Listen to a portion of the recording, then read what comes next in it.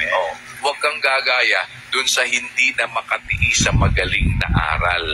Bakit? Magkukunwari na lang, uy, yun si Rodel, nagbebenta ng alak yan, kaya ayoko na dyan. Umalis.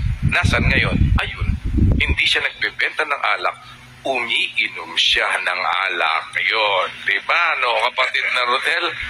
Ganun lang naman kasimple yun eh, no? Pero, halimbawa, for the sake of argument, may nagbebenta pa sa inyo?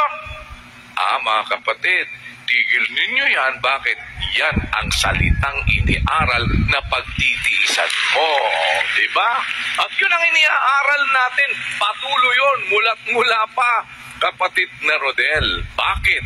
Sapagkat yan ang dapat nating gawin sa ating mga buhay. Kung tayo matuwid, ang matuwid nag-aayos ng kanyang paglakad, kapatid na Rodel. Yung masamang tao, nagmamatigas ng kanyang mukha. Hahanap yan ng maituturo. Kasi ganun kasi ganito, ganyan. Sige. Tapos ano ngayon? Look at you. Diba? Ganun lang naman.